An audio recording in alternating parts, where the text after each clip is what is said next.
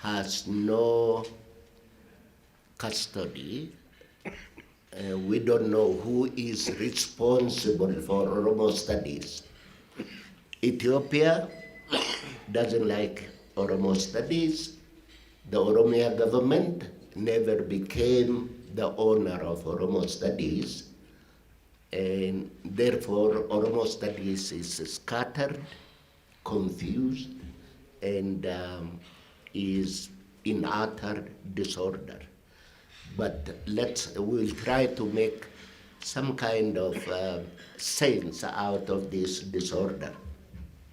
Let's begin with presenting Oromo cosmology. Most of you might have heard, and I have repeatedly presented this material, so I will roughly run through it. Here what you see is what the Oromos call to be the origin or the beginning of the Oromo as a people. Umen walabu bate jedha Oromoon. Umen walabu bate. Dhageessanii beektu waan kana nomoo anatti jedha. Dhageessanii namni beektamee harka kaasaa uumeen walaabuu baate Oromoo jedhu takkaan dhageenye. Yeah, the present generation has no idea of where it comes from. So, but this is what I used to hear about and what I worked on for almost 50 years now. Ume walabu bate ogaa jedhanii warri Ethiopia of Injadu, the Ethiopians who've been writing on Oromo culture and history, assumed that Walambu is the river in Bale. You know, there is a lake or a pond, whatever, a water body in Bale. So they said that Oromos emerged out of Walabu in Bale. That's a lie. That's not true. Walabu is not a name of a river. It's not according to the Oromo. Oto homtuyu hin umamin, oto homtuyu hin jirre. Oto waaqi lafaaf waaqa kanan uumin dura bishaantu ture. Bishaan kun bakka lamatti baha. Bishaan gubbaaf bishaan goodaa jedhama. Akka kanatti ka Oromoon bishaan gubbaa, bishaan goodaa jechaani yeroos lafi hin jiru bishaanuma malee. Bishaan gubbaa bishaan goodaati. Bishaan gubbaa bishaan goodaa kun walumatti walaabuu jedhama. እዚህ ጋር ለምን አታደርግልኝም?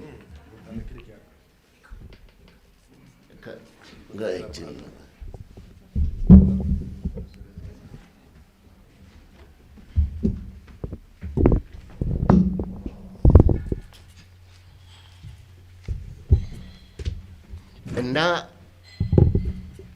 ዋቂ ኦጋ ዋኡሙ ጨልቀቤ. The first act of creation was dividing the upper water into 3 and the lower water into 2. Bishaan gubbaa keessa waan sadii uume. Amain samii Arabii. Samiidhumaan samaay jedhanii. So tokkoffaan qoolloo argitan kana, lammaffaan urjii ji'aa fi aduu waan qoolloo kanatti galu, sadaffaan bishaanu. So bishaan gubbaa keessa waan sadiitu bahe. Bishaani qaama qoolloo kanatti kan galuu fi qoolloo sanaa jechaan. Bishaan goodaa keessa immoo lafa gogaadhaa fi bishaan addaan baase. Amma kan gubbaa 3, ka gadii 2, walitti meeqa? 5. Oromoon kanaan yaayyaa 5 jedha. Egaa amma waan lama argine, walaabuun argine, walaabu kun bishaan gubbaa bishaan goodaati. Lammaffaan first act of creation waan sadi bishaan gubbaa keessa, waan lama bishaan goodaa keessaati.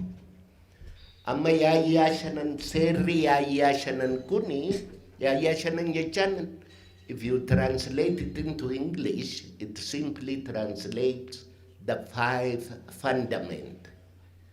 It's like the ground plan for Oromo cultural universe. So Oromo, when they build a house, actually usually Oromo houses are round and they divide into 2. One part, as you can see there, DCE are 3, and then the other part is AB, they are 2. Replicating the creation myth.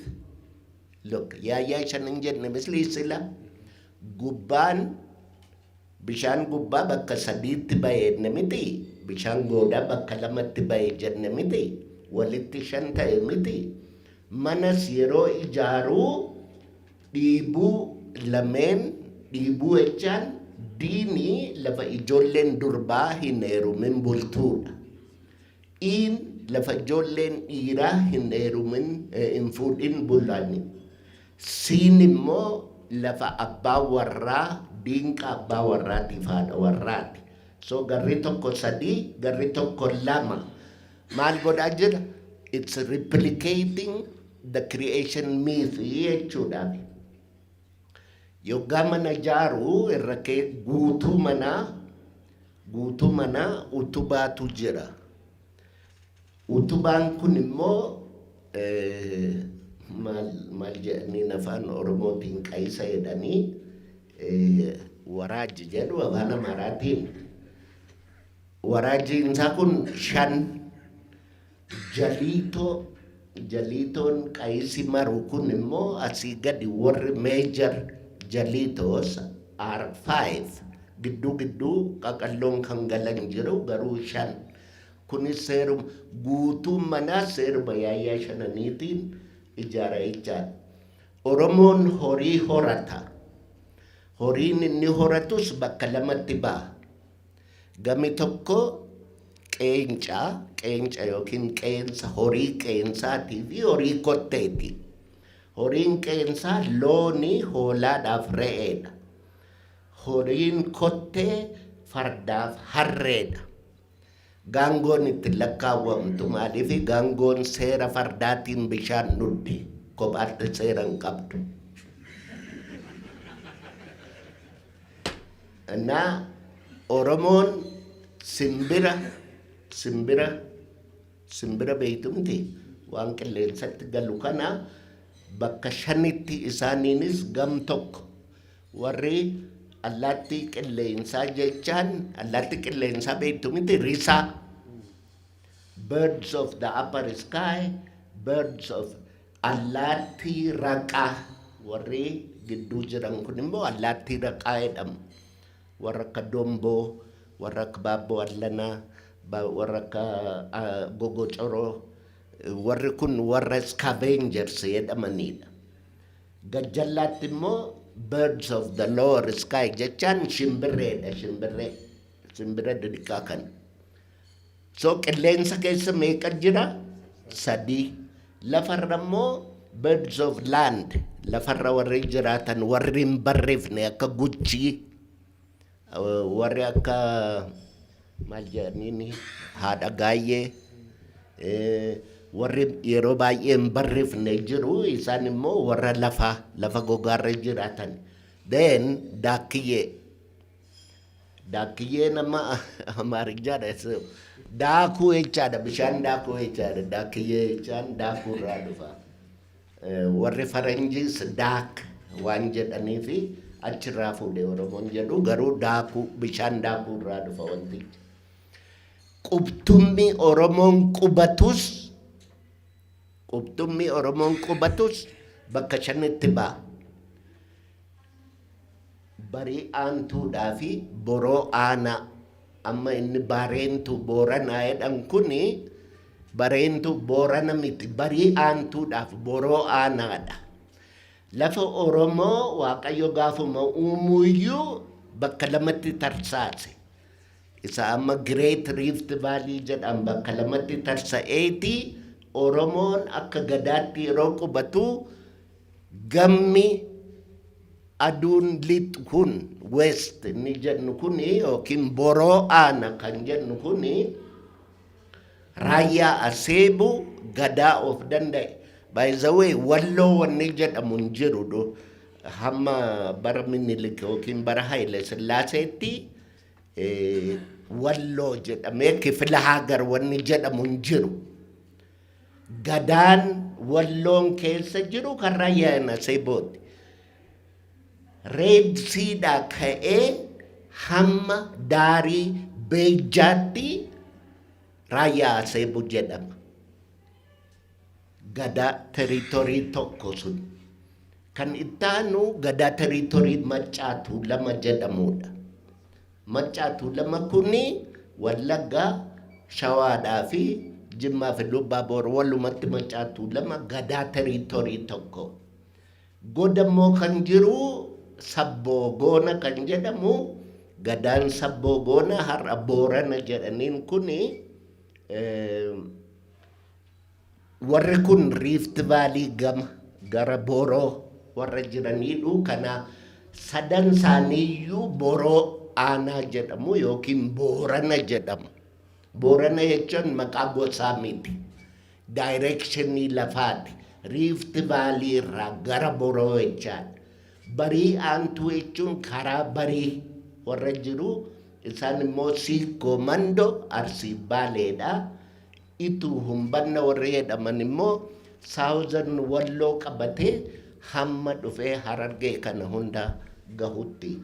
Kanaaf barii aantuu meeqa? Lama. Barii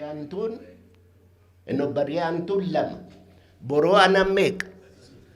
Argitanii amma kunis creation mythuma sila jennee seera uumamaa sana seera yaayyaa shananii fooloo godhee qubataa jechaadha. Amma kana booddee Waaqayyo first act of creation jenne malee kanaanii kan inni uumee fixee ayyaana 27. Amma warri kiristaanaatiif warri Islaamaa Waaqayyo guyyaa jahatti waa uume guyyaa torbaffaa boqotee waan akkana jedhanii dubbata. Kan Oromoo akkana miti hin jarjaru Waaqi Oromoo. Guyyaa 27. Guyyaan 27 kuniyyuu bakka sadiitti ba'a. Warri ayyaana tokko amma waan Waaqayyo uume caaraa, sorsa, arba, gardaaduma, gidaadaa, ruuda, algaajima, walla, lumaasaa, rubruma, sonsa ayyaanni tokkoon kun 11 isaan. Guyyaa 11 waan 11 yoggaa uumu guyyaa tokkotti fudhate. Warri guyyaa lamatti fudhate immoo jira. Isaan immoo areerii duraaf areerii balloo, adulaa duraaf adulaa balloo, bitaa qaraaf bitaa ballaa, basaa qaraaf basaa ballaa, maganeetti jaaraaf maganeetti birritti guyyaa lama waan guyyaa sana inni uume guyyaa lamatti fudhate. Inni sadaffaan guyyaa sadii waan itti fudhatetu jira. So salbaan duraa, salbaan bal'aa, salbaan dullacha waan lama guyyaa sadiitti fudhate. Garba duraa, garba bal'aa, garba dullacha. So guyyaa sadiitti fudhate wanni Waaqayyo uume yeroo san. So kana hunda isaa yoo walitti edaatan meeqa ta'a? 27 ta'a. Wanni 27 kuni waan interestingidha. Maaliif Oromoo biratti torba jechaan waan sagaliiti. Sagal lakkoobsa sagal jedhu kana hin irraanfatinaa. Maaliif namni waa'ee sagalii hin beekne aadaa Oromoo beekuu hin danda'u. Namni waa'ee sagal tokkoffaa namni lakkoobsa hin beekne waa'ee gadaa beekuu hin danda'u. Gadaa jechuun waa'ee lakkoobsaati. Gadaa dura lakkoobsatu jira. Namni waa'ee lakkoobsaa hin beekne waa'ee gadaa beekuu hin danda'u. Guyyaa 27 irratti ayyaana bitaa qaraa jedhamu waaqi nama hin uumne bishaan goodaa keessaatu wanni waaqayyo iyyuu hin argin tokko bishaan keessaa bahe. Uumee walaabuu baate namatu achi keessaa bahe.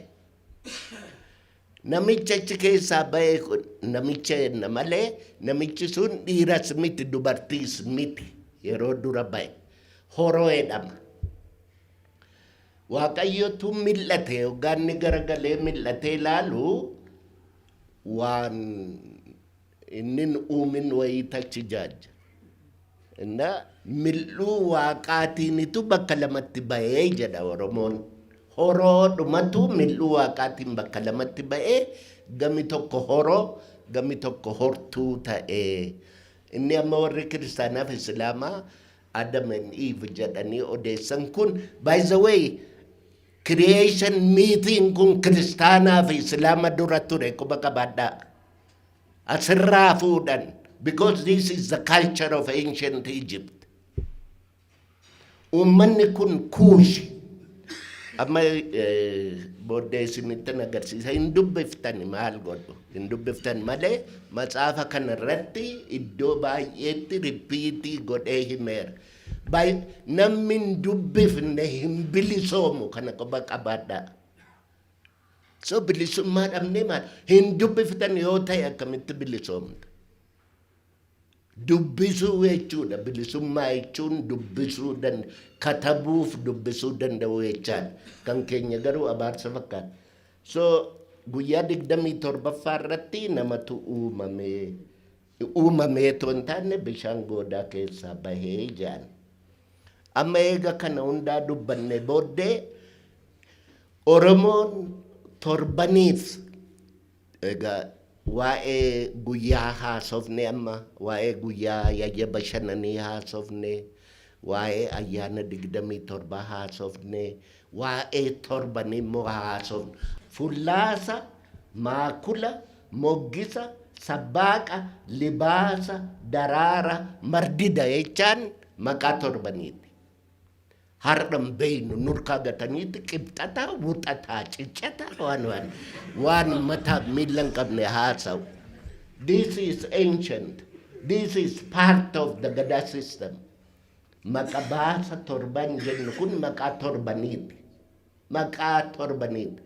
Utuu namni jiraate qibxata cinxata jedhuu dhiisanii sanyomaaf sanyoo dhiisanii isa kana adoptii godhuutu irra ture maqaa torbaan kan. Maqabaasa torbaan jedhamu kun maqaa torbaniitiif. Amma maqabaasi torbaan kuni gadaa wajjin adeema. Gadaan gogeessa 5 qaba. Amma asitti kan argitan kuni A, B, C, D, E kuni gogeessa jedhama. Gogeessi kun tokkoon isaa abbaa gadaa qaba.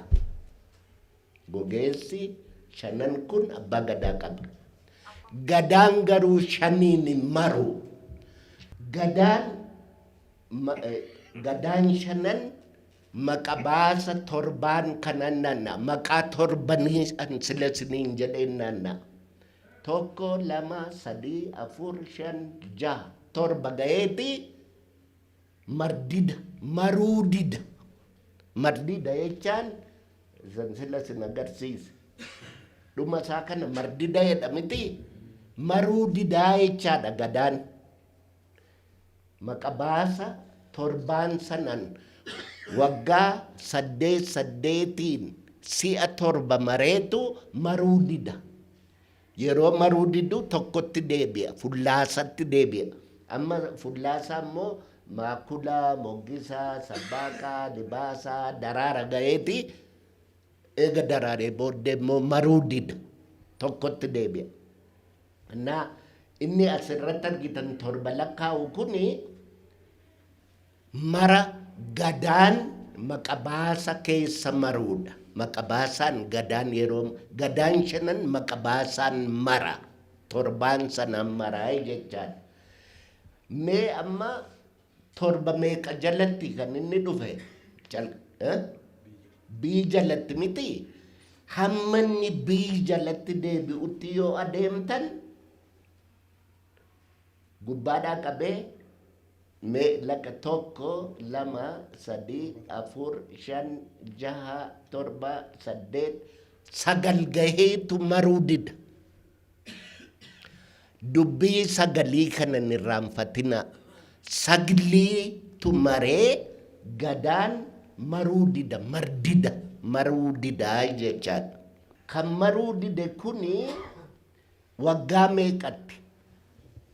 Tokko qabee hamma lamaatti waggaa 8, lamaa qabee hamma 3tti waggaa 8, 3 qabee hamma 4tti waggaa 8, 4 qabee hamma 5tti waggaa 8, 5 qabee hamma 6tti waggaa 8, 6 qabee hamma 7tti waggaa 8 yonnaa jennee isa gidduu jiru yoo lakkooftan 1, 2, 3, 4, 5.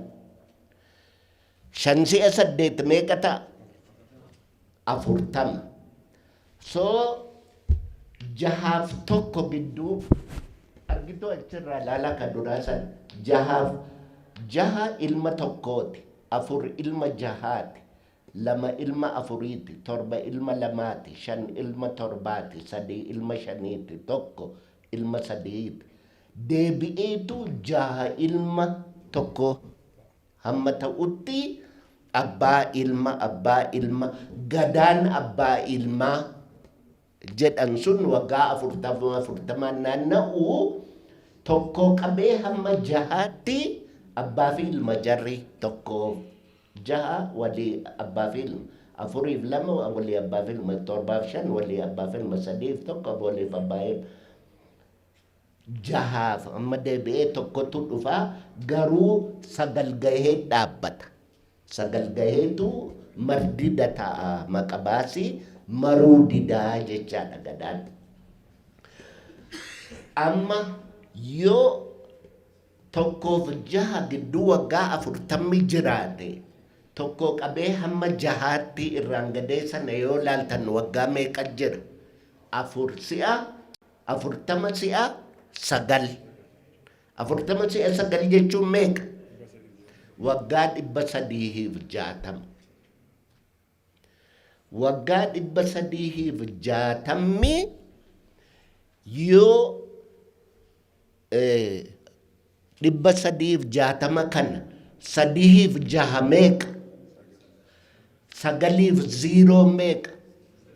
9. So 9lumatti deebi'a. Wanni hundumtuu 9lumatti deebi'a. Ila 9 si'a 2 meeqa? 10. 9 si'a 2 meeqa?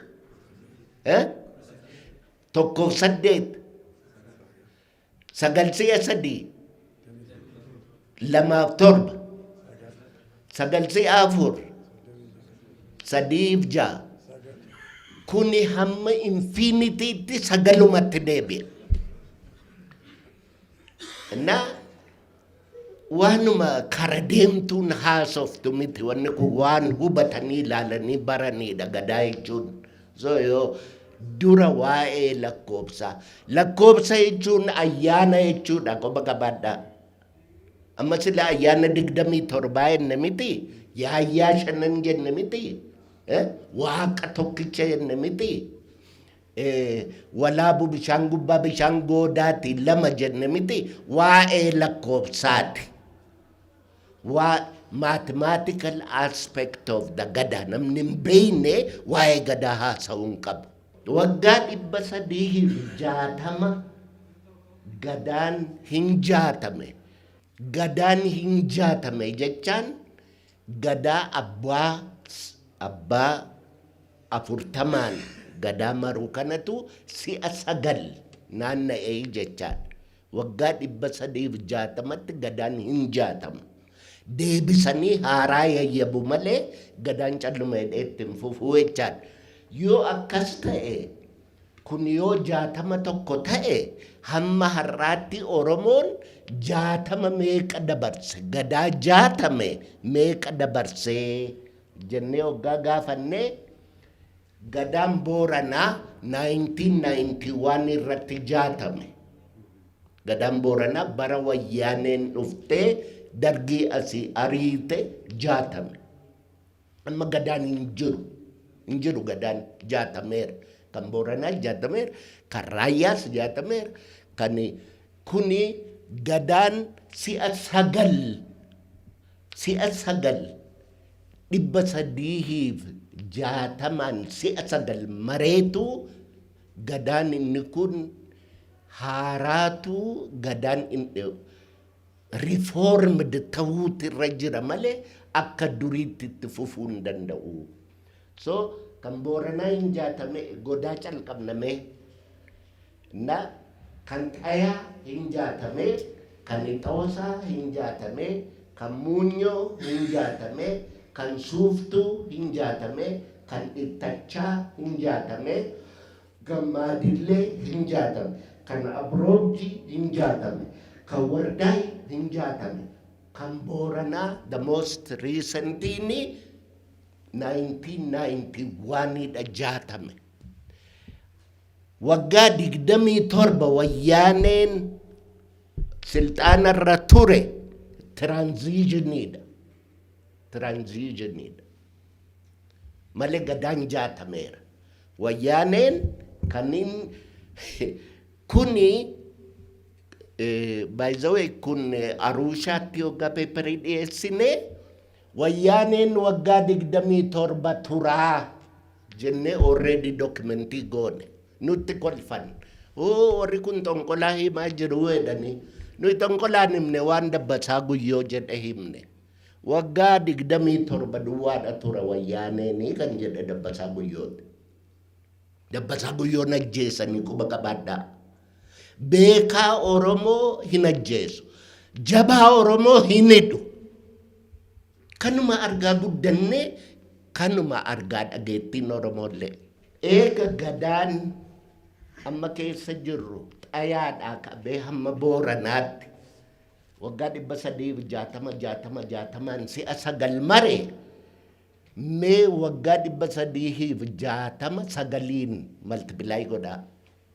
Eega dhufu 2,800 wayi dhufa. So historiin Oromoo utuu gadaa bidirdhoqqee ittiin dabalin iyyuu waggaa 2,800 lakkaawa. That's the depth of Oromo history. History kee alagaatu sitti mamiti, situ himata. Yoo beekte, yoo nama taate. Oromooni konseptii developmentii qaba. Limaati jedhu miti limaatii miti. Misooma miti developmentii jechuun. Finna jedha Oromoon. Namni Arsii jira as keessa. Oromooni warri kan Tuulamaa kun finna hoggaa jedha maalii kaansaa? Mucaareefuu dhalatu. Impruyoo jechaadha. Kernel jechaadha. The dynamic kernel jechaadha. That which develops jechaadha. Kan guddatu sana jechaadha. So developmentiinis stage adda addaa qaba. Na guddina qaba, gabbina qaba, bal'ina qaba, badhaadha qaba, hormaata qaba, dagaaga qaba, dagahora qaba. Achi immoo finnatti deebi'a. Achi immoo decline godha, sagliititti mara. Sagliin itti maree yoo finni duraa finna dansaa ture inni ittaanu finna hamaa ta'uu danda'a. Deebi'ee immoo saayikilii isaa cufaa jechaadha. Egaa kana categories ama yaada importantii ta'anii Oromoon jiruu jedha. Jiruu jechuu beektu miti. Jiruu jechaanii Harargeen dalagaa faa warra jedhan jiruu hojii leebar jechaan nama jechaan leebar nama godhuudha jechaan nama yaaduu danda'uudha jechaan nama yaaduu danda'utu hojii hojjeta. Namni yaaduu hin dandeenye harree yaaduu hin danda'u kanaaf hojiin hojjetu marga dheeda. Sa'a jechaan jabbii nama jechaan qalbii. Akkas jedhamti Oromoon qalbiidha. Nama jechaan foon ijaan arginu kana miti. Inni tashakkaamii na'u veeyikaliidha. Nama jechaan qalbii sana, beekumsa sana, yaada sana. Amma maal jedhu? Amma aadaan keenya badee bar maaliifi dura Amaariyaadhaan yaaddanii afaan Oromootiin dubbattu. Amma warruma miidiyaa kana ilaalaa. Yoo qaalii tokko afaan Oromootiin wallaalanii ምን እንበል yookiin lafuma isgiingo በአማርኛ ምን ይባላል jedhanii wal gaafatu. Afaan Oromoo dhaxxanii baadiyyaadhaa explainii gootanii jaarsa gaafatanii beeytu. Waan akkanaatiin maal jedha Oromoon jedhanii riisarchii gochuun jira. Abbaan qabu. Aadaan kun abbaan qabu. Uummanni kun abbaan qabu. Biyyi kun abbaan qabu. Oromiyaa kanatu abbaa qabaachuu qaba. Abbaa beekumsa qabu qabaachuu qaba. Na jiruu concepting jedhu it's the basis of human life. Jiruu.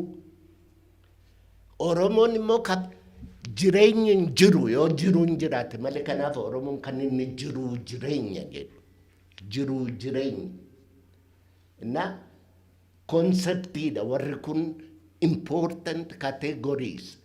Jiruu jireenya, gadaa, jaatama, ayyaana, saglee, Oromummaa, uumaa, finna, horo. Warri kun words miti. They are categories. They are important key concepts in Oromo culture.